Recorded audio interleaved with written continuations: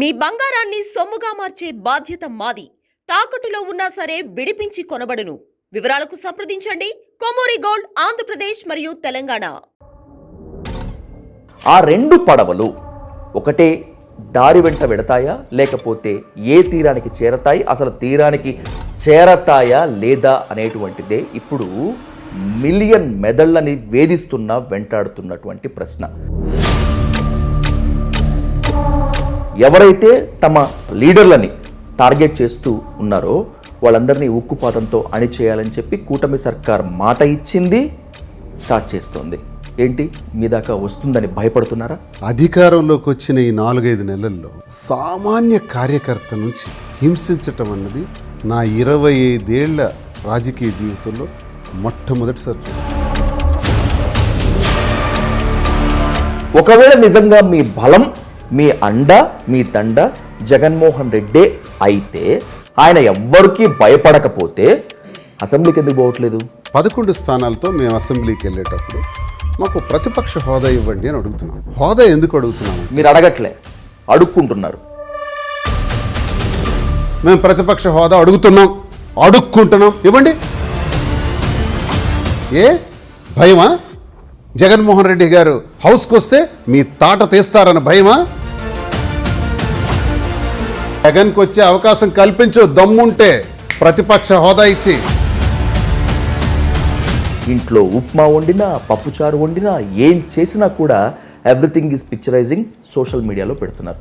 ఏంటి ఇది? కావాలని రెచ్చగొట్టేటువంటి ప్రయత్నము, లేకపోతే మౌనంగా ఉండేటువంటి వాళ్ళని గెలుగుతున్నట్లు కదా? మీకు ఎందుకు అనిపిస్తుంది క్వశ్చన్ అడగాలని? ఎవరు చేయట్లేదా? సోషల్ మీడియాలో ఎవరు వంటలు పోస్ట్ చేయట్లేదా? తిరుమల అంటేనే పరమ పుణ్య పావన క్షేత్రం. అలాంటి 4 మాడ వీధుల్లోకి వెళ్ళి మీరు రీల్స్ చేశారు. అంత పవిత్రతను, అంత భక్తిభావ్యాన్ని రీల్స్ కోసం యూజ్ చేసుకోవాలన్నటువంటి ఆలోచన అసలు ఎందుకు వచ్చింది మీకు? ముస్లిం అతను మాడవీధుల్లో దేవరం ముందు నువ్వెంత అని రీల్ చేసి ఇన్స్టాలో పెట్టాడు. అంటే ఇవేం పోలీసులు కనిపించట్లేదు. దువ్వెన మాధురి గారంట. ఏం పోయే కాలాలండి వీళ్ళకి? ఆ టీడీపీ గాళ్ళకే అడుగుతున్నాను, ఈమె మాధురివా? ఒక ఆడపిల్ల మీద కామెంట్ చేసేటప్పుడు ఎవరికైనా చేతులు ఎలా వస్తాయండి? ఆడపిల్లకి కుటుంబ సభ్యుల గురించి అంత నొప్పి వచ్చిందే నీకు? పార్టీలు ఏమైనా కుటుంబ సభ్యుల్ని అలా మాట్లాడటం తప్పేగా? ఏ మా కుటుంబ సభ్యులు మాట్లాడచ్చా? మీ ప్రత్యర్థి అచ్చెన్నాయుడు ఏం పీకుతాడు? అచ్చెన్నాయుడా బచ్చెన్నాయుడా? కొన్ని రోజుల తర్వాత దువ్వాడ శ్రీనివాస్ మన కళ్ళ ముందు ఉండరు. దువ్వాడ శ్రీనివాస్ గారి మర్డర్కు దివ్యల మాధురి స్కెచ్ వేస్తోంది. దువ్వాడ శ్రీనివాస్ గారి దగ్గర డబ్బులు పోయిన తర్వాత, దువ్వాడ శ్రీనివాస్ గారి దగ్గర స్టేటస్ పోయిన తర్వాత దివ్యల మాధురి ఎక్కడ ఉంటుందో చూసుకోండి.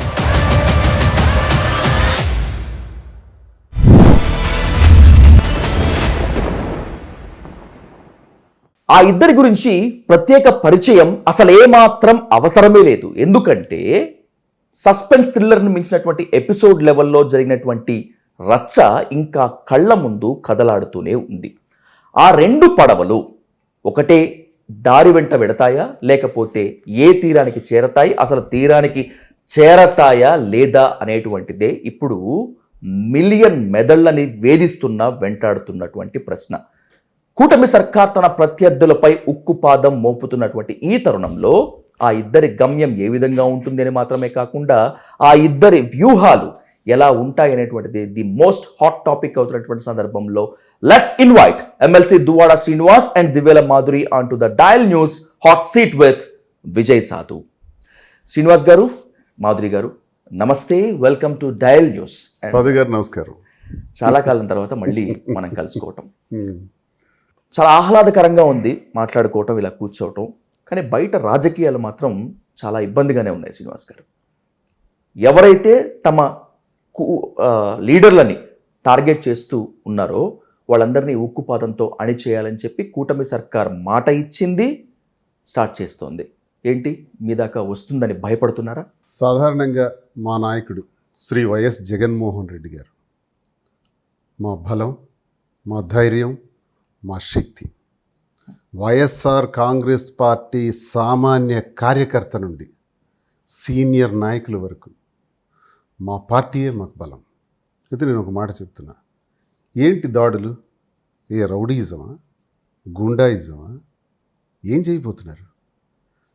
అధికారంలోకి వచ్చిన ఈ 4-5 నెలల్లో సామాన్య కార్యకర్త నుంచి హింసించటం అన్నది నా 25 ఏళ్ల రాజకీయ జీవితంలో మొట్టమొదటిసారి చూస్తున్నాను. ఎంతమంది పసిపిల్లల పైన అత్యాచారాలు, ఎంతమంది పైన ఈ రోజుకి కూడా కంప్లైంట్స్ ఇస్తే కనీసం పట్టించుకోవట్లేదు.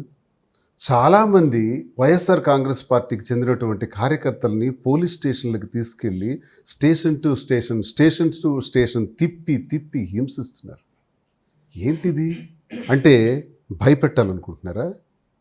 నేను ఒకటి అంటున్నాను, వైఎస్ఆర్ కాంగ్రెస్ పార్టీ కార్యకర్తల్ని భయపెడితే, దిగువ స్థాయి కేడర్ని భయపెడితే, సోషల్ మీడియా ద్వారా భయపెట్టేస్తే, వాళ్ళు నిర్వీర్యమైపోతే మేము కూడా బలహీనపడిపోతామని వాళ్ళు ఎత్తుగడేమో. కానీ వైఎస్ఆర్ కాంగ్రెస్ పార్టీ కేడర్కి మా శరీరాలు మేము అడ్డంగా ఉంటాం.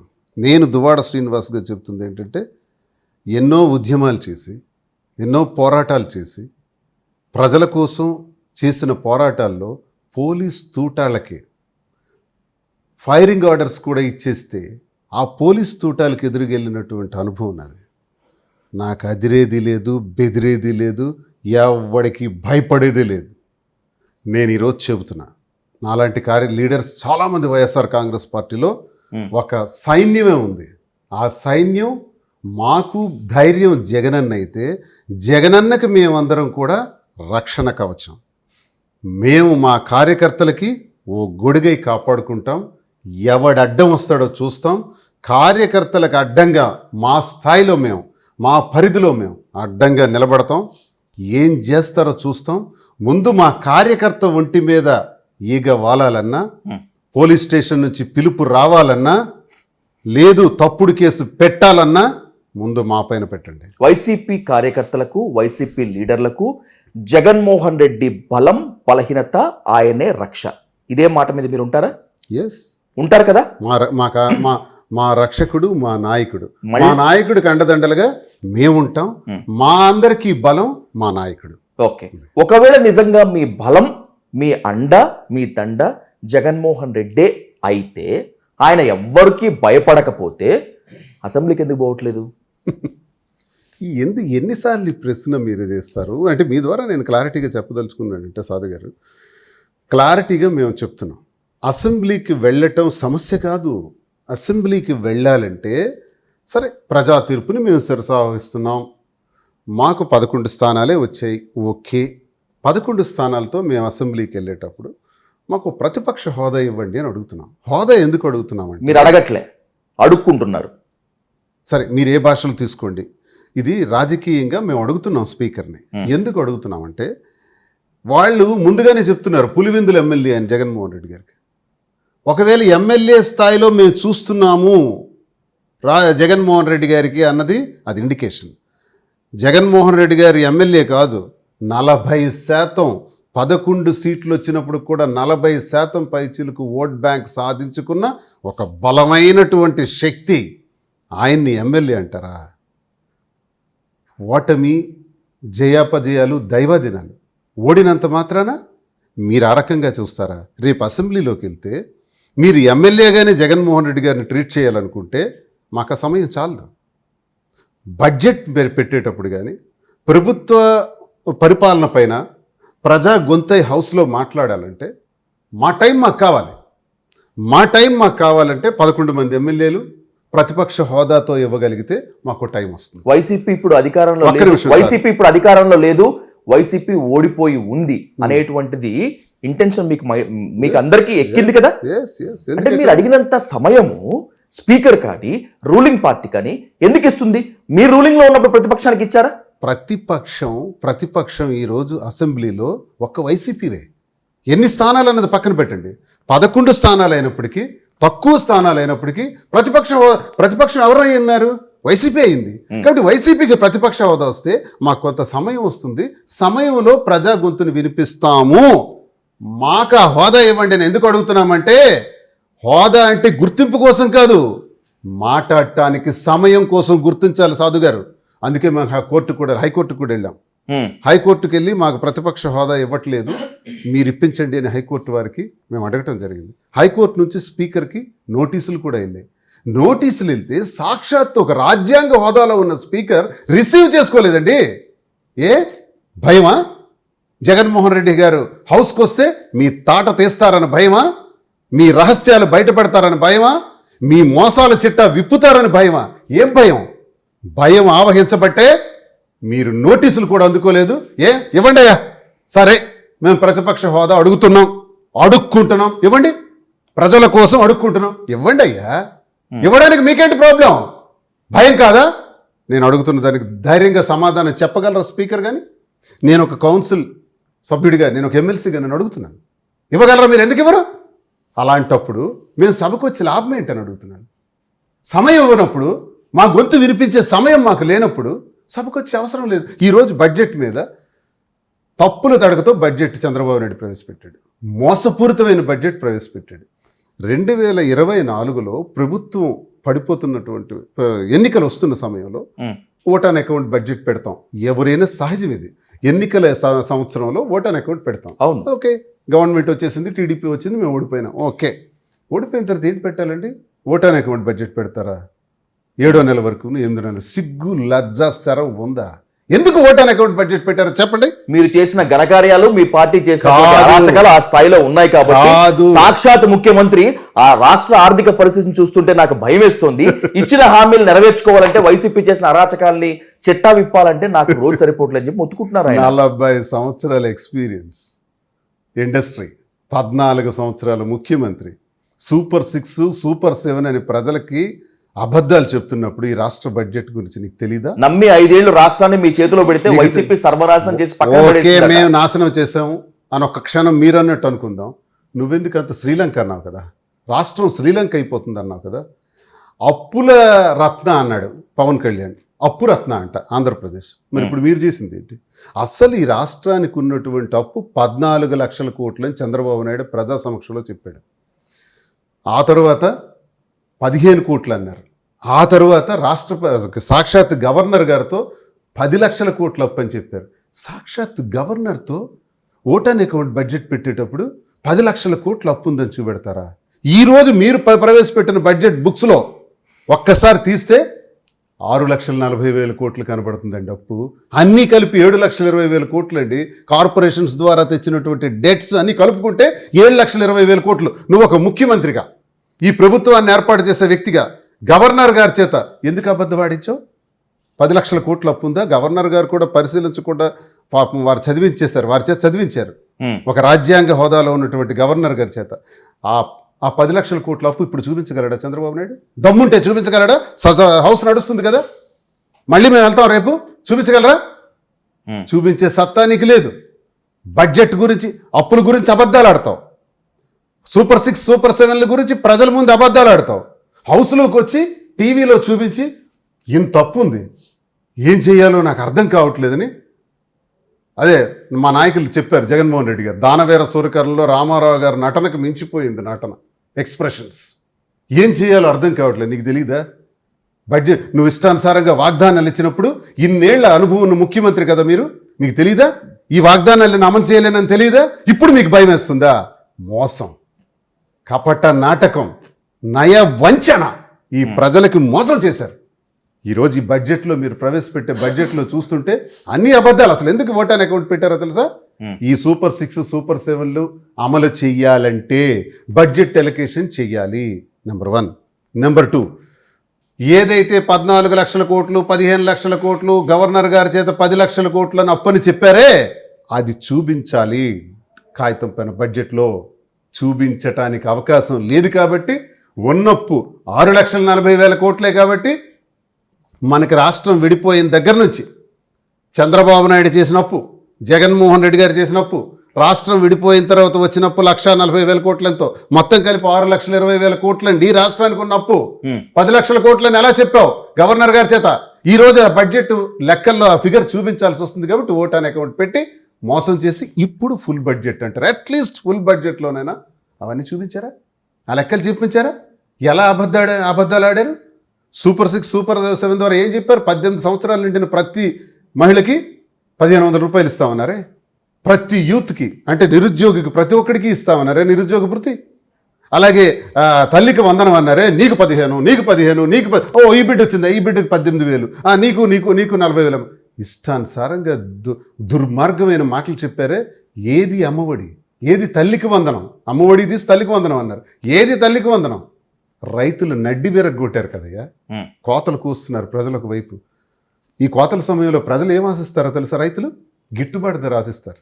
జగనన్న ముఖ్యమంత్రిగా ఉండేటప్పుడు విత్తనం నుంచి విక్రయం వరకు ఎరువులు, పురుగు మందులు, విత్తనాలు అన్నీ కూడా రైతు భరోసా కేంద్రాల ద్వారా కియాస్కిలో నమోదు చేయించి ఆ రైతు తాలూకా ప్రతి ఎకరాకు కూడా ఇన్సూరెన్స్ కట్టి, పంట నష్టం వస్తే వెంటనే ఇన్సూరెన్స్ రైతు అకౌంట్లో పడేటట్టు చేసి, ఆఖరికి పండించిన పంట గిట్టుబాటు ధర కోసం గిట్టుబాటు ధర అనౌన్స్ చేసి, ఆ గిట్టుబాటు ధరకి అమాలీల తాలూకా ఛార్జీలు, అలాగే గోనె సంచుల తాలూకా ఛార్జీలు, రవాణా ఛార్జీలు యాడ్ చేసి రైతు అకౌంట్లో నేరుగా వేసిన ఘనమైనటువంటి ప్రభుత్వం జగనన్న ప్రభుత్వం.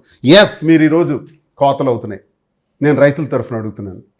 ఇవాళ అచ్చెన్నాయుడు నేను చెప్పకూడదు, సొల్లు కబుర్లు, మోసం, దగా చేశాడు రైతులకి. ఈరోజు అచ్చెన్నాయుడు బడ్జెట్ ప్రవేశపెట్టి బడ్జెట్ గురించి మాట్లాడుతున్నాడు. వ్యవసాయం గురించి నువ్వు మాట్లాడుతున్నావు కదా, నువ్వు రైతు అని చెప్తున్నావు కదా. అసలు సబ్సిడీ గురించి మాట్లాడతారా? అసలు పంటల బీమా గురించి మాట్లాడగలవా? అసలు పంటల బీమా కొనసాగిస్తున్నారా? అసలు ఇన్సూరెన్స్ అన్నది మా ప్రభుత్వమే కట్టి ప్రతి ఎకరాకి జగనన్న అలవాటు చేశారు కదా. ఇప్పుడు ఆ పరిస్థితి ఉందా రాష్ట్రంలో? గిట్టుబాటు ధర ప్రకటించావా ఈ రోజు వరకు? అసలు ధాన్యం ప్రొక్యూర్మెంట్ గురించి మాట్లాడారా? ప్యాడీ ప్రొక్యూర్మెంట్ గురించి ఏంటయ్యా దిక్కుమాలని వ్యవసాయ బడ్జెట్? సిగ్గు లజ్జ ఉందా? ఇవన్నీ మేము ప్రశ్నిస్తామంటే మాకు సమయం కావాలి. మా నాయకుడు సమయం ఇవ్వలేకనే, ప్రతిపక్ష హోదా ఇవ్వలేక టైంపాస్ చేసి జగన్ వచ్చారా? వ్యంగ్యాస్త్రాలు. జగన్కి వచ్చే అవకాశం కల్పించు, దమ్ముంటే ప్రతిపక్ష హోదా ఇచ్చి ఆయన గళం విప్పితే సమాధానం చెప్పే శక్తి మీ కూటమికి లేదు. రైట్, పాలిటిక్స్ గురించి ఇంకా చాలా డీప్గా డెప్త్గా మాట్లాడదాం శ్రీనివాస్ గారు. ముందు మాధురి గారితో తేల్చుకోవాల్సిన అంశాలు చాలా ఉన్నాయి. మాట్లాడండి. మాధురి గారు, ఈ మధ్య సోషల్ మీడియాలో ఒక రేంజ్లో యాక్టివ్ అయ్యారు. మీరు ఇంట్లో ఉప్మా వండినా, పప్పుచారు వండినా, ఏం చేసినా కూడా ఎవ్రీథింగ్ ఈజ్ పిక్చరైజింగ్ సోషల్ మీడియాలో పెడుతున్నారు. ఏంటి ఇది? కావాలని రెచ్చగొట్టేటువంటి ప్రయత్నము, లేకపోతే మౌనంగా ఉండేటువంటి వాళ్ళని గెలుగుతున్నట్లు కదా? అంటే ఎవరిని కలిగినట్టు, ఎవరిని రెచ్చగొడుతున్నట్టు? సాధారణంగా ఏదైనా ఇష్యూ అయినప్పుడు మనం సైలెంట్గా ఉంటే మాట్లాడేవాళ్ళు మాట్లాడుకుంటారు, వెళ్ళిపోతారు. కానీ మీరు కావాలని ఆజ్యం పోస్తున్నట్టు, లేకపోతే ఈ ప్రపంచంలో వేరే ఎవరూ చేయనటువంటి పనిని మాత్రమే చేస్తున్నట్లుగా అనిపించడం లేదా? మీకు అదే అడుగుతున్నాను. పర్సనల్గా ఎవరు చేయనట్టు నేనే చేస్తున్నట్టు మీకు ఎందుకు అనిపిస్తుంది? క్వశ్చన్ అడగాలని. ఎవరు చేయట్లేదా? సోషల్ మీడియాలో ఎవరు వంటలు పోస్ట్ చేయట్లేదా? సోషల్ మీడియాలో ఎవరు ఏం చేయట్లేదా? యూట్యూబ్ ఛానల్స్ పెట్టి ఎవరో చేస్తుంది మీకు అనిపించట్లేదు, మాధురి చేస్తుందే మీకు అనిపించడానికి రీజన్ ఏంటని నేను అడుగుతున్నాను. ఏమో మరి ఈ మధ్య మీరు ఇన్స్టా ఓపెన్ చేసినా, FB ఓపెన్ చేసినా, సోషల్ మీడియా మొత్తం మీరే ఉన్నారు, మీరే ట్రెండ్ అవుతున్నారు. అదే నేను ఒక్కదానే ఉన్నాను, ఇంకెవరు సోషల్ మీడియా ట్రెండ్ అవ్వట్లేదా? నాకెందుకు మీరు ఐడెంటిటీ క్రైసిస్ అనేటువంటి ఒక సిండ్రోమ్ తో బాధపడుతున్నారు, లేకపోతే అంత సెలబ్రిటీ వర్షిప్ మొత్తం అంతా నాకే వచ్చేయాలి అన్నట్లు ఫీల్ అవుతున్నారేమో అనిపిస్తోంది. కరెక్ట్ మీ అనిపిస్తుందేమో. నాకు అలా అనిపించట్లేదు. నా పర్సనల్ లైఫ్ నా ఇష్టం వచ్చినట్టు నేను నా లైఫ్ ని నేను లీడ్ చేస్తున్నాను అంతే. దీనికి ఎవరికి ఎలా అనిపిస్తుంది అనేది అది వాళ్ళ ప్రాబ్లం. నేనైతే ఇది నా పర్సనల్ లైఫ్, నాకంటూ ఒక స్పేస్ ఉంటుంది కదా, నా ప్రైవేట్ లైఫ్ నాకు ఉంటుంది. నా లైఫ్ని నాకు నచ్చినట్టు నేను లీడ్ చేస్తున్నాను. దీనిలో ఎవరిని రెచ్చగొట్టడం కాదు, ఎవరికి ఇంకేది చేయడం కాదు. మీరు అన్నట్టు రైట్, మీకు ఒక ప్రైవేట్ స్పేస్ ఉంటుంది, మీకు ఒక ప్రైవసీ ఉంటుంది. ఖచ్చితంగా నేను దాన్ని గౌరవించే తీరాల్సిందే, నో డౌట్ ఎట్ ఆల్. కానీ మాధురి గారు, మీకు అడిగితే కోపం రావచ్చు, బాధపడవచ్చు, కానీ నేను అడక్క తప్పటం లేదు. ఏడుకొండలు అంటేనే ఆధ్యాత్మికతకు నెలవు. తిరుమల అంటేనే పరమపుణ్య పావన క్షేత్రం. 4 మాడ వీధుల్లోకి సంగతి తర్వాత అలిపిరి దగ్గర నుంచి వెళ్ళేటప్పుడే మనలో భక్తిభావం వెలుస్తుంది. అలాంటి 4 మాడ వీధుల్లోకి వెళ్ళి మీరు రీల్స్ చేశారనేటువంటి దాని మీద మీకు తిరుమల పోలీసులు నోటీసులు కూడా ఇష్యూ చేశారు. I'm asking you very straightly, అంత పవిత్రతను, అంత భక్తి భావ్యాన్ని రీల్స్ కోసం యూజ్ చేసుకోవాలన్నటువంటి ఆలోచన అసలు ఎందుకు వచ్చింది మీకు? అసలు రీల్స్ చేశారు అనే ముందు, క్వశ్చన్ చేసే ముందు, ఈవెన్ ఎవరికైనా సరే, ఏవైనా సోషల్ మీడియా ప్లాట్ఫామ్లో నా రీల్ని మీరు ఎక్కడైనా చూసారా? నేను తిరుమల తిరుపతి దేవస్థానం దగ్గర మాడవీధుల్లో ఒక రీల్ చేసినట్టు మీరు ఏదైనా సోషల్ మీడియాలో చూసారా? ఈవెన్ ఒక నా ఇన్స్టాగ్రామ్ లో, నా యూట్యూబ్ లో, మీరు ఇప్పుడే అన్నారు కదా, మీరు ఉప్మా చేస్తే పోస్ట్ చేస్తున్నారు, మీరు చీర కట్టుకుంటే పోస్ట్ చేస్తున్నారు, మీరు సాంబార్ చేస్తే పోస్ట్ చేస్తున్నారు అన్నారు కదా. సో మరి నేను మాడవీధుల్లో తిరిగింది కూడా నేను పోస్ట్ చేయాలి కదా, మీరు చెప్పినట్టు రీల్ చేస్తే. మీరు అలాంటి రీల్ ఏమైనా సోషల్ మీడియాలో చూసారా? కానీ ఒక 3-4 సెకండ్స్ వీడియో మాత్రం నేను ఏం చూసాను. వీడియో చూసారు? మీరు అలా వాక్ చేస్తున్నట్టు అలా ఇంకెవరు వాక్ చేయలేదా మాడవీధుల్లో? మీడియా వచ్చి తీసినవే. మరి నిజంగా ఆన్ రికార్డ్ చెప్పండి, మీరు ఏం రీల్స్ చేయలేదా అక్కడ? ఆన్ రికార్డ్ స్వామి సాక్షిగా నేను ఎటువంటి రీల్ కూడా అక్కడ చేయలేదు. అందరి భక్తురాలాగే నేను కూడా వెళ్ళాను. ఇదేమి ఫస్ట్ టైం కాదు. నేను బ్రహ్మోత్సవాలకి ఎవ్రీ ఇయర్ వెళ్తాను. ఎవ్రీ ఇయర్ నేను మీకు కొత్త ఏమో కానీ నేను ఎవ్రీ ఇయర్ మాడవీధుల్లో నేను భరతనాట్యం పెర్ఫామ్ చేశాను, కోలాటం కొంతమంది 100 మంది స్టూడెంట్స్తో పెర్ఫార్మెన్స్లు ఇప్పించాను, నేను చేశాను, మాడవీధుల్లో తిరిగాను. స్వామి చిన్నప్పటి నుంచి నేను భక్తురాల్ని, అన్నమాచార్య కీర్తనలు పాడుకొని స్వామి నామస్మరణతో అన్నమాచార్య కీర్తన డ్యాన్సులు నేర్పిస్తూ పెరిగిన అమ్మాయిని నేను. సో అవన్నీ వాళ్ళు అనవసరంగా నా మీద సోషల్ మీడియాలో ట్రోల్స్ చేస్తూ నా మీద అనవసరంగా పెట్టిన కేసులు మాత్రమే. తిరుమాడ వీధుల్లో మీరు ఎలాంటి రచ్చ చేయకపోతే, తిరుమాడ వీధుల్లో మీరు ఎలాంటి రీల్స్ చేయకపోతే కేసు ఎందుకు పెడతారు? మిగతా వాళ్ళు ఎవరు లేరా? అది కూడా చెప్పండి. ఏ రోజు మనం వెళ్ళాము, ఏ రోజు కేసు పెట్టారు? మేము 7వ తారీఖు వెళ్తే 10వ తారీఖు కేసు పెట్టారు సార్. నేను కూడా ఒకటి చెప్పాలి ఇక్కడ. నేనే వెళ్ళాము, నేను మాధురి కట్స్ వెళ్ళాం. అయితే వెళ్ళిన దారిలో మాకు మీలాగా మీరు చెప్పినట్టు నేను చెప్తా, తిరుపతి అని బయలుదేరే దగ్గర నుంచి మళ్ళీ రిటర్న్ వచ్చే వరకు చాలా భక్తితో ఉంటాం. ఎందుకంటే మా ఇంట్లో మా 4 అన్నదమ్ములకి శ్రీనివాస్, శ్రీకాంత్, శ్రీధర్, శ్రీహరి అన్ని వెంకటేశ్వర స్వామి నామాలు మా పేర్లు పెట్టుకుని స్వామిని ఆరాధిస్తూకుని బ్రతికే జీవితాలు మాది. స్వామి అంటే ఎంత భయభక్తులు, ఎంత భక్తి ప్రదర్శిస్తాం అన్నది మాకు తెలుసు, స్వామికి సాక్ష్యం. నేను ఆ తిరుపతి వెళ్ళేదానిలో మేము దర్శనం చేసుకొని అందరిలాగే వచ్చాం తప్ప ఎక్కడ రీల్స్ తీయడం కానీ ఫోటోషూట్లు చేయటం కానీ జరగలేదు. ఒకవేళ మా మీద 7వ తారీఖు మేము తిరుపతి వెళ్తే 10వ తారీఖు పెట్టారంటే అర్థం ఏంటి? ఇందులో రాజకీయ ఆలోచన లేదా? ఒకవేళ 10వ తారీఖున పెట్టుంటే ఈ రోజు కూడా నేను అడుగుతున్నా, మేము మాడవీధుల్లో షూట్స్ చేసినట్టు కానీ రీల్స్ చేసినట్టు కానీ ఒక ఎవిడెన్స్ చూపించమనండి. ఒక ఎవిడెన్స్ అక్కడ సర్వేలెన్స్ కెమెరాస్ ఉంటాయి కదా, తిరుపతిలో నేను అడుగు పెట్టిన దగ్గర నుంచి బయటకు వెళ్ళే వరకు కూడా సర్వేలెన్స్ తీయమనండి. నేను కూడా ఏ సర్వేలెన్స్ కెమెరాలను కానీ మేము షూట్ చేసామని ఉంటే మా ఇద్దరికి శిక్ష చేయమని. నేను కూడా మాధురి గారి సోషల్ మీడియా అకౌంట్ మొత్తం తరోగా చెక్ చేశాను. నాకు ఎక్కడ తిరుమాడ వీధుల్లో ఒక రీల్ చేసినట్టు కనిపించలేదు. On record I'm saying. Me social మీడియాలో కూడా చూశాను, మీ ఫ్యాన్ సోషల్ మీడియాలో చూశాను, ఎక్కడా రీల్ లేకపోయినప్పటికీ మీరు రీల్స్ చేసినట్టు కేసు పెట్టారు అంటే బయటకు కనపడినటువంటి ఏదో ఒక వీడియో పోలీసుల దగ్గర ఉందేమో, టీటీడీ విజిలెన్స్ దగ్గర ఉందేమో. పెట్టమనండి. ఎందుకు పెట్టాలి కదా. ఇప్పుడు నేను ఒకటే అంటున్నాను సార్, అసలు మీరు ఎందుకు కేసు పెట్టారో మాకు చెప్పాలి. నంబర్ 1, కేసు పెట్టేటప్పుడు ఏ సాక్ష్యాధారాలతో పెట్టారో కూడా చెప్పాలి. పెట్టేటప్పుడు రేపు కోర్టులో ప్రవేశపెడతారు. మేము న్యాయస్థానానికి వెళ్తాము, న్యాయస్థానంలో మా సమస్య పరిష్కారం అవుతుంది. ఆ వెంకటేశ్వర స్వామి ఉన్నారు, తప్పకుండా మాకు న్యాయం జరుగుతుంది మా మీద పెట్టినటువంటి అపవాదికి. కానీ మా మీద కేసు పెట్టేటటువంటి వాళ్ళకి మేము అడుగుతుంది సూటి ప్రశ్న ఏంటంటే ఎవిడెన్స్ ఇవ్వండి, అట్లీస్ట్ ఎవిడెన్స్ ఇవ్వండి. కోర్టులో పెట్టాలి కదా రేపొద్దున.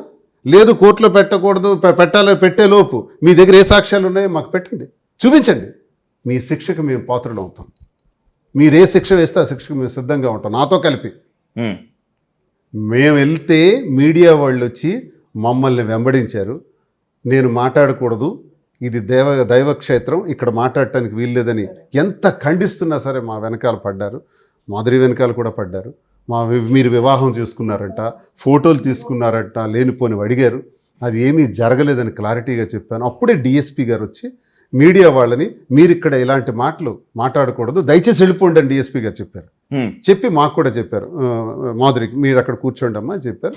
స్వామివారు బ్రహ్మోత్సవాల్లో రావటం జరిగింది, వారిని చూసుకుంటా దర్శించుకుంటా మేము రూమ్కి వెళ్ళిపోయినాం. అది జరిగింది. నేను అన్నది ఏంటంటే మీరు పెట్టినటువంటి తప్పుడు కేసుకి ఈ క్షణం కూడా మీ ఛానల్ ద్వారా నేను అడుగుతున్నాను, దమ్ముంటే ఎవిడెన్సెస్ పెట్టండి, ఎవిడెన్సెస్ పెట్టి మాకు శిక్షించండి. కానీ ప్రజల నమ్మకం, కోటాను కోట్ల మంది ప్రజల నమ్మకం పైన తిరుపతి అనేటటువంటి ఒక దైవం, ఒక గొప్ప క్షేత్రాన్ని రాజకీయాల్లోకి లాక్కండి. సుప్రీంకోర్టు కూడా లాగి లంపకాయ కొట్టింది. మీ రాజకీయాల్లోకి దయచేసి దేవుణ్ణి తీసుకురాకండి, పాలిటిక్స్లోకి దేవుణ్ణి ప్రస్తావన తీసుకురాకండి అని కూడా సుప్రీంకోర్టు శుతిమెత్తగా చెప్పింది. దాని అర్థం ఎవరు? తిరుపతి లడ్డు వ్యవహారంలో కూడా తిరుపతి లడ్డు వ్యవహారం తీసుకొచ్చారు, దానిలో నిజంగా ఆధారాలు ఉన్నాయా? ఆ రకంగానే నెయ్యి వెళ్ళినటువంటి ట్యాంకర్లు అసలు వెళ్ళాయి అక్కడికి? చంద్రబాబు నాయుడు టైంలో 14 ట్యాంక్స్, మాట వైసీపీ టైంలో సుమారు 14-15 ట్యాంక్స్ తిరిగి పంపించేసినారు కదా. ఒకవేళ అందులో ఏమైనా తేడా ఉంటే ట్యాంక్సే వెళ్ళన్నది నెయ్యి ఆ లడ్డూ కలుషితమని ఎలా మాట్లాడారు చంద్రబాబు నాయుడు బాధ్యత గల ఒక వ్యక్తి? ఇంతమంది భక్తుల మనోభావాల పైన ఎటువంటి మాట్లాడొచ్చా? మా విషయం పైన కూడా మీరు మాట్లాడారే, ఎవిడెన్స్ చూపించండి. సో మిమ్మల్ని రాజకీయంగా ఇబ్బంది పెట్టేందుకు, రాజకీయంగా అడగదొక్కేందుకు మాత్రమే తిరుమలలో రీల్స్ చేసినట్టు మీ మీద కేసు పెట్టారు. ఇదే మీరు చెప్పదలుచుకున్నారా? దమ్ముంటే ఎవిడెన్స్ ఇవ్వమంటున్నాను. మాది తప్పు అయితే ఎవిడెన్స్ ఇవ్వమని ఇప్పుడు కూటమి ప్రభుత్వాన్ని నేను అడుగుతున్నాను, లేదా పోలీసు వారు కూడా అడుగుతున్నాను. రైట్, మాధురి గారు మీరు కూడా ఇదే మాట మీద ఉంటారా? నేను కూడా ఇదే మాట మీద ఉంటాను. ఓకే, అంటే ఇక్కడ ఒకటి చూపించాలండి. తిరుపతిలో చాలా మంది మాలాగే ఫోటోలు తీసుకుంటున్నారు. వేలాది, అంటే అందరూ ఫోటోలు సెల్ఫ్ కెమెరాతో తీసుకున్నారు, మేము అలాగే సెల్ కెమెరాతో తీసుకున్నాం. అంత మాత్రం మీడియా వాళ్ళు వెంబడించారు, మేమేదో ఫోటో తీసుకుంటున్నట్టు అందులో చూపించారు. It's wrong. తిరుపతిలో ఎంతోమంది ఫోటోలు తీసుకుంటుండగా ఎంతోమంది అక్కడ రీల్స్ చేస్తుంటే వాళ్ళందరినీ విడిచిపెట్టేసి చూడండి. బషీర్ మాస్టర్ అని ఒక ముస్లిం అతను మాడవీధుల్లో దేవరం ముందు నువ్వెంత అని రీల్ చేసి ఇన్స్టాలో పెట్టాడు. అంటే ఇవేం పోలీసులు కనిపించట్లేదు, ఏమీ చేయకుండా నన్ను అనవసరంగా కేసులు బదనాం చేసి ఒక ఆడపిల్లని నన్ను ఇంత చేస్తారా? మరి ఇవేంటి, మీకు ఎవరు కనిపించట్లేదు ఇవన్నీ? ఇదేంటి మాడవీధి కాదా, తిరుమల కాదా, ఏం పాట? ముమ్మాటికి తప్పే. అంటే ఇవన్నీ కనిపించట్లేదు, నేనేమి చేయకుండా నేను చేసింది నా మీద కేసులు పెడతారా? దీని మీద రాజకీయ కుట్ర కనిపించట్లేదా? ఇవన్నీ ఏమంటారు దీనికి? చెప్పండి, ఏమంటారు దీనికి? ఇలాంటి 100,000 ఉన్నాయి సోషల్ మీడియాలో మాడవీధుల్లో చేసిన రీల్స్. నా రీల్ ఒకటైనా చూపించండి. మరి వీళ్ళ మీద ఏమైనా కేసులు ఫైల్ చేశారా? వీళ్ళ మీద యాక్షన్ తీసుకున్నారా? నేను అడుగుతున్నాను స్ట్రైట్ గా, వీళ్ళ మీద తీసుకున్నారా? ఏమీ చేయకుండా నా మీద ఎందుకు కేసులు పెట్టారు? ఎందుకు మిమ్మల్ని టార్గెట్ చేశారు? ఎందుకంటే నేను ఆ ముందు రోజు పవన్ కళ్యాణ్ కోసం మాట్లాడాను కాబట్టి, అందుకే నన్ను టార్గెట్ చేసి పెట్టారు. అంతే, సింపుల్ థింగ్. దాంట్లో పెద్ద ఆలోచించాల్సిన అవసరం ఏమీ లేదు. మమ్మల్ని ఇటీవల కాలంలో ఈ కూటమి ప్రభుత్వం వచ్చిన తర్వాత నాకు కొన్ని 100 మంది జనసేన బ్యాచ్ ఫోన్ చేసి నిన్ను చంపేస్తాం, నరికేస్తాం, కారుతో తగలబెట్టేస్తాం అన్నారు. విన్నాను. మెసేజ్లు కూడా చాలా అసభ్యంగా మాట్లాడారు. ఆ మెసేజ్లన్నీ కూడా నేను పెట్టి పోలీస్ స్టేషన్లో కంప్లైంట్ ఇచ్చి ఎస్పీ గారికి టెక్కలి పోలీస్ స్టేషన్కి ఇచ్చి 4 నెలలు అయింది, పట్టించుకోలే. నాకున్న గన్మ్యాన్లను 2+2 ఉంటే అవి కూడా తీసేసినారు. ఇప్పుడు 1+1 ఉన్నారు. నేను నా పర్సనల్, నా ఆత్మరక్షణ కోసం గన్ కూడా అప్లై చేశాను, గన్ కూడా ఇవ్వాల. ఈ పరిస్థితులు ఇలా ఉంటే మా వ్యవహారం, మా వ్యక్తిగత వ్యవహారం మా కుటుంబంలో జరిగింది. అది మా కుటుంబానికి సంబంధించిన వ్యవహారం. ఆ వ్యవహారంలో చాలా మంది జనసేన వాళ్ళే, క్లారిటీగా నేను చెప్తున్నాను, ఎవరైతే ట్రోల్స్ చేశారో, ఎవరైతే కామెంట్స్ చేశారో వాళ్ళది ఇలా కొట్టి చూస్తే వాడు జనసేన వాడు. మాకు ఇష్టానుసారంగా నన్ను తిట్టారు, పక్కన పెట్టండి, ఈమెను కూడా చాలా దుర్భాషలాడారు. అప్పుడు తిని ఒక మాట అనాల్సి వచ్చింది. మీరు ఎమ్మెల్సీగా ఉండి ఇలా మాధురి వ్యవహారం లేకపోతే శ్రీనివాస్ వాళ్ళ కుటుంబ వ్యవహారం గురించి మీరు ఇష్టానుసారం మీరు మెసేజ్లు పెట్టేటప్పుడు, మరి పవన్ కళ్యాణ్ అనే వ్యక్తి ఒక పెళ్లి చేసుకుని ఆ పెళ్లి తర్వాత రెండో పెళ్లి ఆవిడెవరు రేణు దేశాయికి చేసుకున్నారే. ఓకే, రేణు దేశాయికి చేసుకున్నప్పుడు మొదటి వివాహాన్ని విడాకులు ఇచ్చారు, ఓకే, ఒప్పుకుంటాం. రేణు దేశాయికి వివాహం చేసుకున్న తర్వాత 3వ వ్యక్తితో వివాహం చేసుకుని గర్భం దాల్చారు పవన్ కళ్యాణ్ అని మేమనలా, రేణు దేశాయ్ అన్నారు. రేణు దేశాయ్ అన్న మాటని మేము అడగటం జరిగింది. మరి రేణు దేశాయ్ గారు అడిగినట్టుగానే రెండో వివాహం అయిన తర్వాత 3వ వ్యక్తితో గర్భం దాల్చినటువంటి పరిస్థితుల్లో 3 భార్యలు కలిగి ఉన్నటువంటి మీరు ఉప ముఖ్యమంత్రికి అర్హులా? ఏపీలో ఇప్పుడు అరెస్టుల పర్వం, మరి మీరు అర్హులైనప్పుడు మేమెందుకు అర్హులు కాము అని అడగడం మాది తప్ప. అది ఎందుకు అడిగామంటే జనసేన వాళ్ళే ట్రోల్ చేశారు కాబట్టి జనసేన వాళ్ళకే సమాధానం చెప్పారు. ఆంధ్రప్రదేశ్లో ఇప్పుడు అరెస్టుల పర్వం కొనసాగుతోంది. కూటమి నేతలకు వ్యతిరేకంగా కొంతమంది బూతులు పోస్టులు పెట్టినటువంటి వాళ్ళని, కొంతమంది దారుణంగా మాట్లాడినటువంటి వాళ్ళని శ్రీకృష్ణ జన్మస్థానానికి పంపిస్తున్నారు. మీరు పవన్ కళ్యాణ్ గురించి లేకపోతే మిగతా వాళ్ళ గురించి కాస్త తక్కువ మాట్లాడితే మంచిదేమో. అరే పంపిస్తే ముందు వాళ్ళని పంపించాలండి. ఆడపిల్లని కూడా చూడకుండా ఎంత అసభ్యకరంగా ఐటీడీపీ అని మీకు వీడియోస్ నేను ఎవిడెన్సెస్ సహా ఇస్తాను. జనసేన వాళ్ళని, జనసేన అభిమానులని పవన్ ఐటీడీపీ అని చెప్పి నా మీద ఇష్టానుసారంగా ఎంత జుగుప్సాకరంగా నా మీద మెసేజ్లు పెడుతున్నారంటే, ఈ మధ్యన కూడా ఒక అమ్మాయి వీడియో, ఎవరో రికార్డింగ్ డాన్సర్ అమ్మాయి ఎవరో వీడియో పెట్టి అది నేనని ట్రోల్స్ చేయడం. ఇగో తెలుగుదేశం అరుణ్ అంటే ఎవడో చూడండి, తెలుగుదేశం 2 రోజుల క్రితం ఒక వీడియో చూశాను, మీరు డాన్స్ చేస్తున్నట్లు. నిజమేనా? ఆ వీడియోలో ఉన్నది మీరేనా? ఏం మీ కళ్ళు కనిపించవా? నేను 1-2 సార్లు అయితే చెక్ చేశాను. మీరు చూస్తే మీకు ఏమనిపించింది? నాకైతే నన్ను కనిపించలేదు. చూసారు కదా మీరు. కానీ మీరేనా అని అడిగే ముందు మీకు మీరు క్వశ్చన్ చేసుకోండి. మీరేనా అని అడిగే ముందు మీకు మీరు క్వశ్చన్ చేసుకోండి. అదే నేను అడుగుతున్నాను. నేను కానీ మాధురి గారు అదే వీడియో కొన్ని మిలియన్స్ మంది షేర్ చేశారు, కొన్ని అదే మిలియన్స్ అంటున్నాను. వ్యూస్ వస్తున్నాయి. అదే అప్పట్లో మన దువ్వెన మాధురి గారంట. ఏం పోయే కాలాలండి వీళ్ళకి. టీడీపీ ఫెలోస్ కామెంట్స్ చూడండి కింద. టీడీపీ ఫెలోస్ ఆ టీడీపీ గాళ్ళకే అడుగుతున్నాను, ఈమె మాధురివా?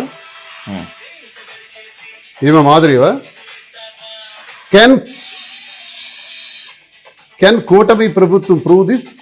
కూటమి ప్రభుత్వం ఒకవేళ సోషల్ మీడియాలో మేము పోస్టులు చేసి పెట్టామని కేసులు నమోదు చేయాలనుకుంటే, ఎవరో డాన్స్ చేస్తుంటే ఆమె మాధురి అని సృష్టించి ఐటీడీపీలో పెట్టారే, వీళ్ళనేం చేయాలి? వీళ్ళపైన ఇప్పుడు ఈ ఐటీడీపీ వాళ్ళు పెట్టారు, వీళ్ళపైన కేసు కడుతుందా కూటమి ప్రభుత్వం? ఇప్పుడు వాళ్ళు ఏం చెప్పారు? సోషల్ మా మీడియాలో ప్రభుత్వాన్ని, మా పార్టీకి చెందిన వాళ్ళు సోషల్ మీడియాలో ట్రోల్స్ చేసినా మేము కేసులు కడతామన్నారు కదా, కట్టు. సోషల్ టెక్కల్లో జనసేన ఫ్యాన్స్ అని చెప్పుకొని గంజాయి తాక్కునే వెధవలు, అంటే 500 రూపాయలు కక్కుతి పడే వెధవలు, మేము పవన్ కళ్యాణ్ ఫ్యాన్స్ అని చెప్పుకొని, అంటే పవన్ కళ్యాణ్ వీళ్ళ నాయకుడు ఇదేనా నేర్పిస్తున్నాడు అండి? ఎంత అసభ్యకంగా నా మీద వీడియో యూట్యూబ్ లో పోస్ట్ చేసి పెడుతున్నారు. వాళ్ళ మీద యాక్షన్ తీసుకోమనండి. ఫస్ట్ మహిళను గౌరవిస్తామని చెప్తున్నారు కదా చంద్రబాబు నాయుడు గారు, పవన్ కళ్యాణ్ గారు. మహిళను గౌరవిస్తే మరి మా మీద మాకు ఇలా అంటుంటే వీరికి ఎవరు రెస్పాన్సిబిలిటీ? ముందు వీరి మీద కూడా యాక్షన్ తీసుకోమనండి. సోషల్ మీడియాలో ఎవరు రెచ్చిపోయినా కూడా ఏమాత్రం సహించేది నేను ఇప్పుడు లేదు. కేసు ఫైల్ చేస్తాను, తీసుకోమనండి. ఏమనండి? నేను రిక్వెస్ట్ చేస్తున్నాను చంద్రబాబు నాయుడు గారు, పవన్ కళ్యాణ్ గారు. దువ్వాడ శ్రీనివాస్ గా, ఒక ప్రజాప్రతినిధిగా, ఎమ్మెల్సీగా, ఒక వైసీపీ కార్యకర్తగా నన్ను చంపుతా ఉన్నారు కదా, పోలీస్ స్టేషన్లో కంప్లైంట్ ఇచ్చి 4 నెలలు అయింది కదా, ఎవిడెన్స్ తో పెట్టాను కదా, ఏమండి యాక్షన్ తీసుకోలేదు? ఇప్పుడు ఈ అమ్మాయి డాన్స్ చేస్తుంటే మాధురి అని పెట్టారు కదా ఐటీడీపీ వాళ్ళు, ఏం యాక్షన్ తీసుకోరు? కంప్లైంట్ ఇస్తాం ఇప్పుడు. అలాగే జనసేన బ్యాచ్ ఇష్టం వచ్చినట్టు తిడుతున్నారు కదా, కంప్లైంట్ ఇస్తాం, ఎఫ్ఐఆర్ కడతారా? మేము ఒకవేళ తప్పు చేసుంటే, మేము నిజంగా మీకు అసభ్యకరంగా ప్రవర్తించుంటే కట్టండి అయ్యా కేసులు, మా మీద కట్టండి దమ్ముంటే. మా నాయకత్వాల మీద, కేడర్ మీద, అమాయకుల మీద, కార్యకర్తల మీద కాదు. అలా కార్యకర్తల మీద కట్టాలనుకుంటే ఆ కార్యకర్తలందరితో మా పరిధుల్లో మేమే వచ్చి పోలీస్ స్టేషన్ ముందు కూర్చుంటాం. వైఎస్ఆర్ కాంగ్రెస్ పార్టీ నాయకుడిగా, కార్యకర్తగా చెప్తున్నాను, నేను 100 కేసులకి రెడీ ఈ 4-5 ఏళ్లలో. బహుశా మీకంత ఛాన్స్ కూటమి ప్రభుత్వం ఇవ్వదేమో. ఎందుకంటే మహిళని కించపరుస్తూ పోస్టు పెట్టిన వాళ్ళు టీడీపీ వాళ్ళైనా సరే తాట తీస్తామని చెప్పి చూపించమనండి. అవన్నీ చంద్రబాబు గారు వార్నింగ్ ఇచ్చారు. నేను ఇప్పుడు కంప్లైంట్ పెడుతున్నాను. నా మీద జనసేన వాళ్ళు చాలా అసభ్యకరంగా మాట్లాడి యూట్యూబ్ లో పెట్టారు. అవి నన్ను ఎంత మనస్తాపానికి గురి చేశాయంటే, ఆత్మహత్య చేసుకునేంత ప్రేరేపించిన విధంగా నన్ను, నా పసిపిల్లని, 5 సంవత్సరాల పిల్లలు వాళ్ళు ఏం చేశారండి? పసిపిల్లని కూడా కామెంట్ చేసి పెట్టారు కదా, వాళ్ళ మీద యాక్షన్ తీసుకోమనండి. అప్పుడు నమ్ముతాను పవన్ కళ్యాణ్, చంద్రబాబు నాయుడు నిజంగా ఆడవాళ్ళని గౌరవిస్తున్నాండి. ఇలాంటి వీళ్ళకేమో అంటున్నారని ఇష్టం వచ్చినట్టు సోషల్ మీడియా అందరినీ కేసులు కట్టేసి ఇష్టానుసారం చేసి ఇది రాజకీయం అనరు, ఇది కూడా రాజకీయ కుట్ర అంటారు వీళ్ళు చేసుకునేది. అంతేగాని ఇప్పుడు మా మీద చేసుకుంటున్నారు కదా యాక్షన్, లేడీస్ మీద. నేను కేసు పెడతాను, అది ఫైల్ చేసి వాళ్ళు అరెస్ట్ చేయమనండి. నేను ఇప్పుడు టెక్కల వెళ్ళగానే పోలీస్ స్టేషన్ వెళ్ళి కంప్లైంట్ చేస్తాను. నా కంప్లైంట్ తీసుకొని దానికి ఖచ్చితంగా మీరు యాక్షన్ తీసుకోమనండి. అప్పుడు మేమంతా నమ్ముతాం. రాజకీయంగా ఎదుర్కోండి దమ్ముంటే, ఆడపిల్లల్ని ఇలా ట్రోల్ చేసి కాదు. సో రాజకీయంగా మిమ్మల్ని అణగదొక్కడానికి టీడీపీ, జనసేన కలిసి ఈ విధంగా చేస్తుందంట. అంతే, ఖచ్చితంగా. అంత నీచంగా, చాలా నీచంగా. మాధురి గారు, వాళ్ళ ఇంట్లో ఆడవాళ్ళు, వాళ్ళ ఇంట్లో మరి వాళ్ళకి మన కన్నది ఒకడు కామెంట్ పెడతాడు కదా, వాడి కన్నది ఆడది, వాడు పెళ్లి చేసుకుంటే వాడితో వచ్చేది ఒక ఆడది, వాడికి తోబుట్టు ఒక ఆడది, వాడికి పుట్టే పిల్ల ఆడది. ఒక ఆడపిల్ల మీద కామెంట్ చేసేటప్పుడు ఎవరికైనా చేతులు ఎలా వస్తాయి? పవన్ కళ్యాణ్ తన కుటుంబ సభ్యుల గురించి మాట్లాడాడు కదా, మాకంటే కాల్దా మిస్టర్ డిప్యూటీ సీఎం? మాకంటే కాల్దా? మీ కుటుంబ సభ్యుల గురించి మాత్రం నీకు కాలిపోయింది. కానీ పార్టీలో ఏమైనా కుటుంబ సభ్యుల్ని అలా మాట్లాడటం తప్పేగా? మా కుటుంబ సభ్యులు మాట్లాడచ్చా? మీ కుటుంబ సభ్యులు మాట్లాడడం కూడా తప్పే. అది కూడా తప్పే. ఇది తప్పైనా అది కూడా తప్పే. మా కుటుంబ సభ్యుల గురించి మాట్లాడుతున్నారు కదా. ఎవడండి జనసేన కేడర్? మీ ఇష్టం ఉంటే వ్యక్తిగతంగా కాదు, దమ్ముంటే నేను వేరేగా ఎదుర్కోండి, రాజకీయంగా సిద్ధాంతపరంగా ఎదుర్కోండి. ఎస్, నేను ఎమ్మెల్సీ, అధికార పార్టీలో 5 ఏళ్ళు ఉన్నాం. నేనేమైనా అవినీతి చేశానా? భూదందాలు చేశానా? లేకపోతే ఎక్కడైనా అక్రమాస్తులు సంపాదించానా? అధికార దుర్వినియోగం చేశానా? రికార్డ్స్ తీయండి. దమ్ముంటే అధికారంలో మీరున్నారు, మేము తప్పు చేస్తుంటే మాకు లోపలయ్యండి, కేసులు కట్టండి. అది ఎదుర్కోవడం అంటే. అంతేకాని వ్యక్తిగత విషయాల్లో తలదూర్చడం మీకు ఉంటాయి. వ్యక్తిగత విషయాలు నా షర్ట్ ఇప్పాను కాబట్టి నా మచ్చలు తెలిసాయి, అయినా నేను ఒప్పుకుంటున్నాను ధైర్యంగా. మాధురి నేనేం చేస్తున్నాము, మా కుటుంబాన్ని ఎలా చూసుకుంటున్నాము, మా పిల్లల్ని ఎలా చూసుకుంటున్నాము, పూసగుచ్చినట్టు చెప్పాము. మీకు దమ్ముందా? మీ షర్ట్లు కూడా ఇప్పానంటే, మీ షర్ట్లు కూడా ఇప్పితే మీ పుట్టుమచ్చలు కూడా తెలుస్తాయి. ఒక్కొక్కటి చరిత్రలు మేము తీయగలం. ఖబర్దారని నేను నాకున్న క్రెడిబుల్ ఇన్ఫర్మేషన్ ప్రకారం ఒక కేసులో మీ టంగ్ స్లిప్కి వాళ్ళ భాషలో చెప్పాలంటే మీ నోటి దూలకి నోటీసులు సిద్ధమవుతున్నాయట. రెడీయా? We're ready ready ready double ready. అరే చెప్పాను కదండి. ఉద్యమాలు చేసి తుపాకీ గుళ్ళకి ఎదురెళ్ళిన గుండె అది. ఈ తొక్కలో తుపాకీ కేసులకు భయపడే అంత సీన్ కానీ ఈ ప్రభుత్వం అలా లేదు మాధురి గారు. ఈ ప్రభుత్వం అలా లేదు. ఆల్రెడీ వైసీపీ అండ చూసుకొని ఏ విధంగా అయితే రెచ్చిపోయారో కదండి. వైసీపీ అండ మేము అధికారంలో ఉన్నప్పుడు గురించి మాట్లాడుతున్నారు. ఇప్పుడు అపోజిషన్ లో ఉన్నాం. లెక్కలన్నీ రెడీ చేస్తున్నారు. Yes ready, we're ready. Calm now itself. Tomorrow నేను అసెంబ్లీలో రేపు ఉంటాను కదా, హౌస్లో ఉంటాను కదా, కౌన్సిల్లో. చుట్టుముట్టేమనండి, ఏం తప్పు చేసాము చుట్టుముట్టమనండి, కేసులు ఫైల్ చేయమనండి. మేము నేరం చేసి ఉంటే మాకు అవసరం లేదు. రేపు దువ్వాడ శ్రీనివాస్ గారి మీద కూటమి సర్కార్ ఆయన అవినీతి చిట్టా గనక ఉండి ఉంటే బయటకు రాకుండా, ఇప్పటి వరకు క్లీన్ గానే ఉన్నారు, బయటకు రాకుండా ఉన్న లెక్కల మొత్తాన్ని తీస్తే మాధురి గారు ఆయన మీరు ఇలాగే మాట్లాడతారా? అప్పుడు మాట్లాడతాం. 100 కేసులకు సిద్ధం అని చెప్పాను కదా. జగనన్న కోసం, మా వైఎస్ఆర్ కాంగ్రెస్ పార్టీ కార్యకర్తల కోసం, నా పరిధి వరకు దువ్వాడ శ్రీనివాస్ మేము 100 కేసెస్కి రెడీ. ఓకే, అలా ఎదుర్కోమనండి. ఈ ట్రోల్స్ ఎందుకండి? ఇప్పుడు ఆ అమ్మాయి కూడా డాన్సులు పెట్టి చేసింది ఎవరో అమ్మాయి, పాపం ఆ అమ్మాయి పొట్టగుడ్డు కోసం కదా చేసుకుంది. ఇల్లు గడవకో దేనికో అమ్మాయి చేసుకుంది. రికార్డింగ్ డాన్సులు అలా కామెంట్ చేసిన అవసరం ఏముంది? ఎవరైనా మహిళలే కదా. ఆ మహిళ తన కడుపు కష్టం జరగకే కదా వస్తుందండి బయటికి. తన కడుపు జరిగితే ఎందుకు వస్తుంది? ఎందుకు ఇలాంటివి? నిజంగా సార్ అన్నట్టు ఎదుర్కోవాలంటే కేసులు పెట్టి ఎదుర్కోండి. ఇలా చీప్ గా ట్రోల్స్ చేసి కామెంట్స్ చేసి కాదు. ఎదుర్కోవాలంటే కేసులు పెట్టండి. మమ్మల్ని ఎదుర్కొనే శక్తి లేకే వాళ్ళు సోషల్ మీడియా మీద పడ్డారు. వైసీపీని ఎదుర్కొనే దమ్ము వాళ్ళకు ఉండుంటే కూటమికి ఈ పాటికి వాటి మీద పడి ఉండేవారు. అది ఏది లేకనే సోషల్ మీడియా ఒక బేస్ ఎన్నుకొని, సోషల్ మీడియాలో అమ్మకి 0, అమ్మకి నిల్లు, నాన్నకి ఫుల్లు తప్పంట. విద్య వద్దు, మద్యం ముద్దు తప్పంట. దీని మీద కేసు అంటే ఎఫ్ఐఆర్. ఇది నేరం అండి? ఒక ప్రజాస్వామ్య దేశంలో ఈ మాట్లాడుకోవడానికి అవకాశం లేదండి సోషల్ మీడియా ద్వారా. అమ్మకి నిల్లు, నాన్నకు ఫుల్లు, ఇందులో తప్పేంటో కోటాను కోట్ల మంది ప్రజలందరికీ నేను ముకుళిత హస్తాలతో అడుగుతున్నాను. తప్పేంటో చెప్పమని అడుగుతున్నాను. దీనిపైన కేసా అంటే మా మీద మాట్లాడే శక్తి లేక ఇలాంటి చిన్నపిల్లల పైన సోషల్ మీడియాలో వైసీపీకి చెందిన కార్యకర్తల మీద వారం రోజులు 10 రోజులు ఇంటికి పంపించకుండా హింసలకు గురి చేస్తూ ఎఫ్ఐఆర్లు కడుతున్నారే. రోజులు ఒకలా ఉండవండి, తిరగబడతాయి. మళ్ళీ పడ్డాం కదా లేస్తాము, తిరగబడతాయి. ఖబర్దార్, అంతకంతా సేమ్ టు సేమ్. మీ ఇద్దరు కాన్ఫిడెన్స్ లెవెల్స్ పర్లేదండి, లేచే ఉన్నాం, ఇలాగే ఉంటాం. రైట్, మీ ఇద్దరు కాన్ఫిడెన్స్ లెవెల్స్ చూస్తుంటే నాకు చాలా ఆశ్చర్యం అనిపిస్తుంది, కాస్త జాలి కూడా కనిపిస్తుంది. జాలి పడాల్సిన అవసరం ఏమీ లేదండి. తిరుమలలో మీరు ఒక కేసు పెట్టుకోండి. రైట్, తిరుమలతో స్టార్ట్ అయింది నోటీసులు ఇవ్వడం, కేసు కట్టడం. రేపు రాబోయే రైట్, గతంలో మనం ఏమైతే మాట్లాడామో వాటన్నింటికి కూడా నోటీసులు, కేసులు గనక వస్తే అప్పుడు చూస్తాను ఇలాగే కాన్ఫిడెన్స్. జైలుకి వచ్చి పరామర్శించండి, జైలు దగ్గర మాట్లాడుతాను.